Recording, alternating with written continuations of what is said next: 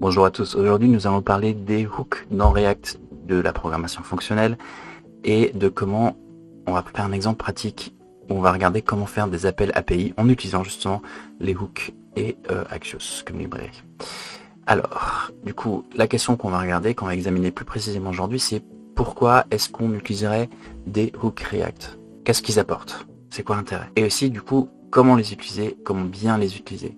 On va regarder les 3 hooks React principaux et on va faire un exemple pas par pas d'un appel API pour comprendre comment interagissent, alors typiquement useState et useEffect, comment est-ce qu'on peut les faire marcher ensemble pour faire un appel API. C'est un exemple type d'interaction, mais voilà, ça sera l'occasion de voir ça. Ça fera un bon cas pratique. Alors, pourquoi est-ce qu'on utilise les hooks? Parce que les hooks donnent des super pouvoirs à notre code. Qu'est-ce qu'on entend par là? Pourquoi on dit que les hooks donnent des super pouvoirs au code? Enfin, pourquoi moi je le dis en tout cas, d'autres le disent peut-être aussi, mais dans le cas où on avait un composant en tant que classe, on se retrouve avec tout un tas de choses à côté, le constructeur, les fonctions de lifecycle qui disent ah bah quand on crée le composant on fait ça, quand on enlève le composant on fait ça, quand on a rendu le composant on fait ça, on fait l'initialisation et on finit par faire le rendu HTML du contenu à proprement parler, qui est le truc qui est le nerf de la guerre, le centre du truc. Qu'est-ce qu'on veut effectivement avoir à l'écran. Mais le truc c'est qu'on peut pas dans une fonction normalement faire toutes ces choses là parce que grosso modo dans une fonction il y a la notion de scope, c'est-à-dire une variable qui est créée dans la fonction et oubliée à la fin de l'exécution de la fonction. C'est comme ça qu'on gère la mémoire dans à peu près tous les langages. Cette notion de, à moins de déclarer des globales de partout, ce qui est le mal, on ne peut pas faire une déclaration de variable dans une fonction et espérer que la variable existe encore à la prochaine fois qu'on exécute la fonction. Or, un truc qui est très important pour nous dans React et dans du développement front, c'est pouvoir gérer l'état, pouvoir garder en mémoire ce qui se passe. Donc typiquement ça c'était faisable dans une classe. On pouvait avoir des éléments de la classe, typiquement la variable state, qui restait parce que la classe continue à exister même quand la fonction n'était plus appelée, mais on ne pouvait pas faire une fonction qui rendait un composant et qui gardait un state parce que ce state n'était pas préservé d'exécution donc si un state n'est pas préservé, c'est pas un state. Ce qui se passe, c'est que les hooks permettent au framework de faire tout le gros travail. Toutes ces histoires de le composant a été créé, le composant a été détruit, bénéficiez le nom du composant, sont retirés, sont laissés entre les mains du framework, toute la partie un peu pénible, et ça nous permet de se focaliser que sur la partie intéressante, la partie de gérer le state de la fichier. Avec les hooks, du coup, on n'a plus besoin de déclarer des classes, on n'a plus besoin d'avoir 15 fonctions différentes qui traitent les 15 trucs différents. On peut se satisfaire, et on ne peut se satisfaire, enfin, les hooks ne marchent que dans une fonction, dans un composant fonctionnel. On n'a que besoin d'une fonction, on n'a pas besoin d'une classe.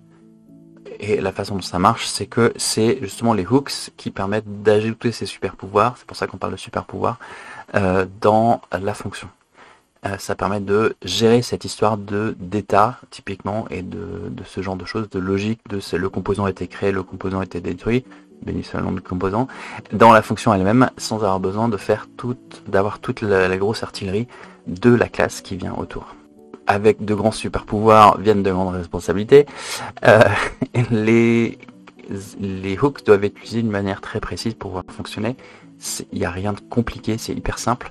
Il y a juste quelques règles de base à appliquer, à suivre. Et on va voir ce que sont ces règles. Mais avant ça, je me présente, je m'appelle David. J'ai bossé pendant 15 ans dans l'industrie des jeux vidéo. Je développe depuis que j'ai 5 ans. Et pour moi, développer, c'est un jeu. C'est pas un travail, c'est un jeu. C'est un jeu de construction, c'est un jeu de développement, c'est un jeu de logique, c'est un jeu d'exploration. Et maintenant, allons-y, c'est parti.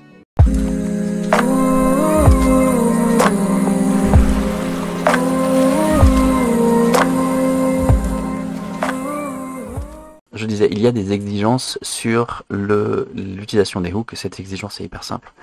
Les hooks doivent être exécutés toujours dans le même ordre, chaque hook qu'il y a dans une fonction. Tous les hooks d'une fonction doivent toujours être exécutés dans le même ordre, le même nombre de hooks.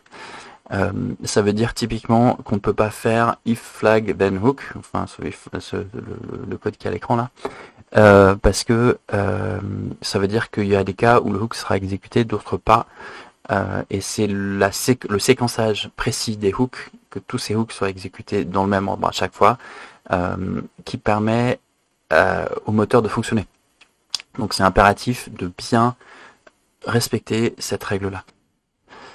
Du coup, pour pouvoir respecter cette règle de séquençage des hooks, le plus simple, c'est juste de tous les mettre en début.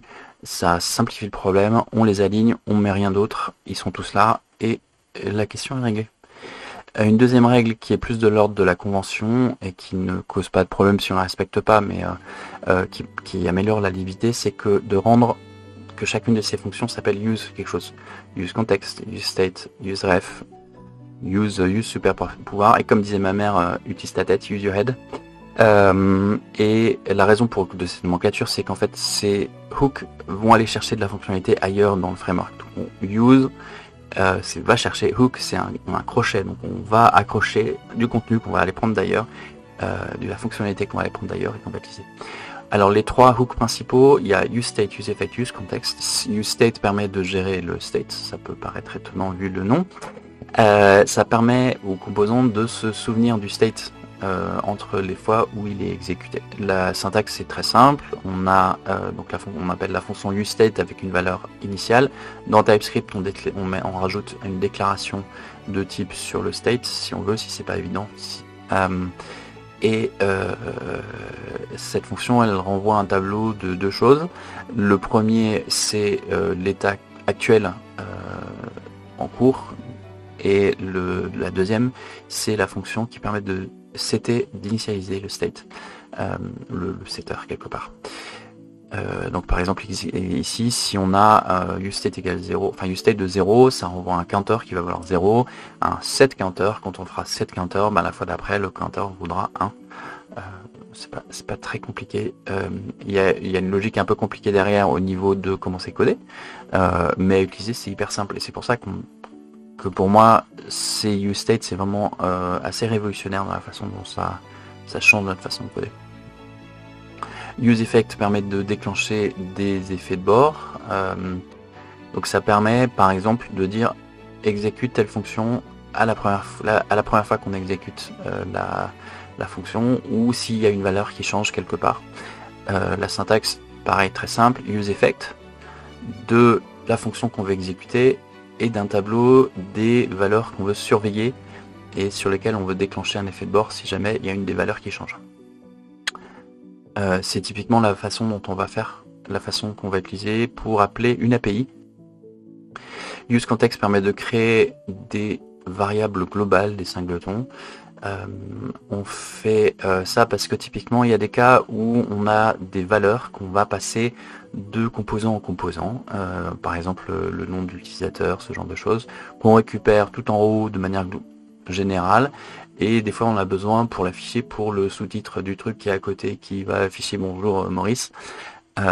Et la façon typique de le faire, c'est d'envoyer les props de composant en composant dans la chaîne de composants, ce qu'on appelle du prop drilling, du forage de prop.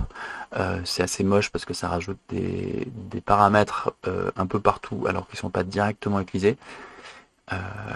Et du coup la façon de faire, c'est d'utiliser le contexte qui permet de dire ok, globalement le nom de l'utilisateur ici c'est Bob, et après si on veut récupérer ce nom d'utilisateur dans un sous-composant, au lieu de le passer dans tous les composants intermédiaires, on va dire ok, maintenant récupère ce nom, ce contexte, que vaut le nom de l'utilisateur. Bonjour à tous, aujourd'hui on va commencer par, enfin non c'est pas aujourd'hui, on va commencer par, là on va du coup faire une application pratique, on va regarder comment utiliser useState et useEffect et Axios dans le contexte de Next.js, mais ça marche pareil dans d'autres formes de React, pour aller chercher une information via une API.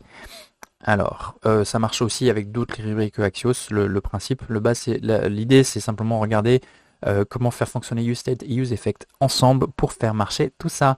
Alors, on va commencer du coup, comme on est dans Next.js, on va créer une petite page toute simple, toute débile même, qui affiche simplement un texte. Donc ça, le fichier là, c'est un fichier qui va s'appeler jokes.tsx, qui va se retrouver dans le dossier page de Next.js et qui affiche simplement un texte qui dit coucou. Maintenant, pour commencer à faire tout ça, on va commencer par importer Axios. En ayant pris bien sûr le soin de l'installer préalablement, donc en faisant un yarn add Axios ou un npm install Axios, je n'ai plus la syntaxe exacte en tête, mais Google est votre ami là-dessus. Ensuite, une fois qu'on a fait ça, on va définir deux choses. On va définir la constante de l'API, le chemin où se trouve l'API, et on va commencer à définir les headers qui donnent le type de réponse qu'on veut retourner qu'on veut récupérer depuis Axios, depuis l'API plus exactement avec Axios. On va commencer par importer useEffect de React et on va commencer à l'implémenter. Donc ici on a une fonction vide qui surveille des variables vides. La fonction ne fait rien avec rien, mais c'est pas grave, c'est que le début. D'accord. Mais ça continue. Ici pour continuer, du coup on va commencer par faire le get avec Axios sur l'API et on passe en paramètres les headers qu'on a définis un peu plus haut. Donc on va aller appeler l'API avec les paramètres en disant retourne-moi du JSON et du coup on va regarder ce que ça renvoie. Donc Axios fonctionne sur la base de promesses, et du coup quand on récupère le retour de la promesse, on l'affiche et on regarde ce que ça donne, quelle forme ça a. La forme que ça a du coup ici dans ce cas concret, alors c'est pas toujours le cas pour les autres API évidemment, mais sur cette API là, ça retourne un objet qui a donc un ID, qui a un champ joke et qui a un champ status. Le champ joke étant une chaîne, le champ status étant un nombre et qui correspond à un statut HTTP et du coup 200 ça veut dire tout va bien, merci, au revoir. Et du coup ça veut dire qu'on va définir une interface qui s'appelle joke, qui correspond au retour de l'API et qui contient donc un ID en string, une joke en string, un status en number. Et on va utiliser ce type dans Axios pour dire, on sait qu'on va retrouver quelque chose qui a de cette forme-là dans le retour de l'appel de l'API. Et du coup, ça veut dire qu'on peut lire le retour de l'API en faisant joke égale res.data.joke. Et on va récupérer la valeur. Et l'idée, la question, le grand problème, c'est comment on fait pour faire transiter cette valeur-là qui est dans le retour de l'API vers notre rendu HTML. Parce que le but, c'est pas que le code lise la blague, mais que l'utilisateur le lise, parce que le code n'a pas un grand sens de l'humour.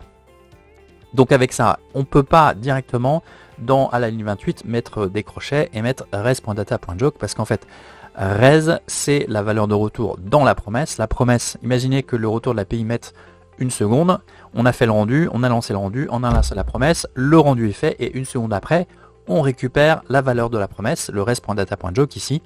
On ne peut pas l'afficher directement dans un truc qui est déjà rendu depuis une seconde.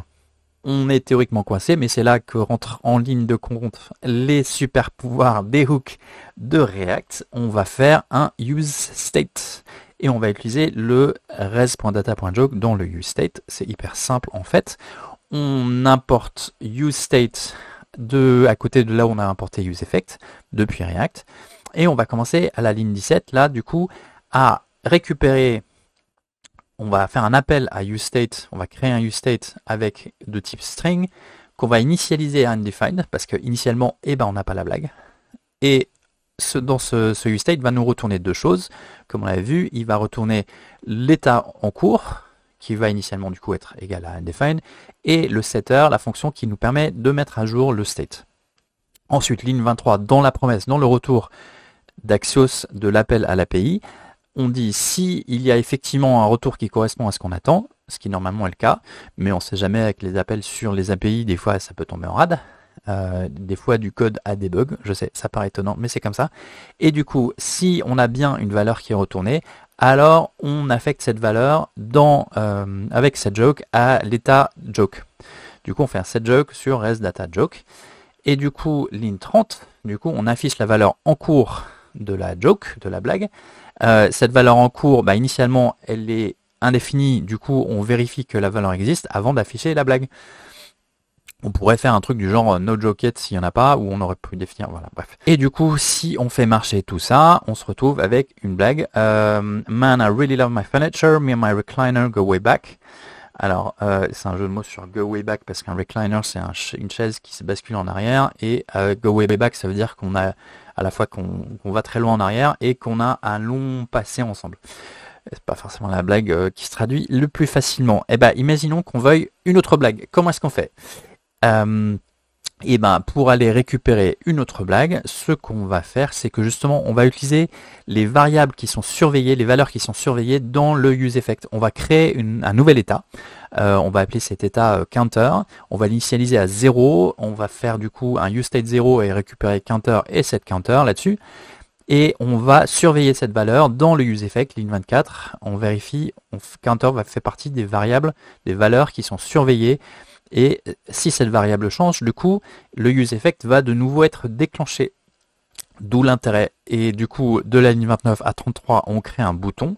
Ce bouton ne fait qu'une seule chose, il incrémente le counter quand on clique dessus. Comme il incrémente le compteur, du coup, le useEffect, l'effet de bord est déclenché et ça appelle une nouvelle fois l'API pour aller récupérer la blague, espérant qu'elle soit meilleure cette fois-ci. Quel est l'avantage de vivre en Suisse? Le drapeau est un grand plus, nettement plus drôle. Super, merci. Alors voilà, j'espère que ça vous a amusé autant que ça m'a amusé moi. Si c'est le cas ou si ça vous a été utile, sait-on jamais, n'hésitez pas à liker la vidéo, voire même à vous abonner si vraiment vous voulez en savoir plus et continuer à apprendre. En tout cas, bon apprentissage et à bientôt. Merci, au revoir.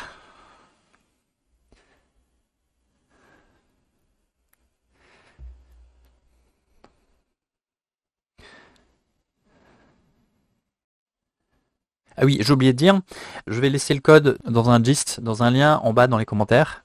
Donc si vous avez besoin du code, si vous voulez copier-coller, parce que copier-coller depuis une vidéo c'est plus compliqué, ça sera plus simple. Voilà, à très bientôt, au revoir.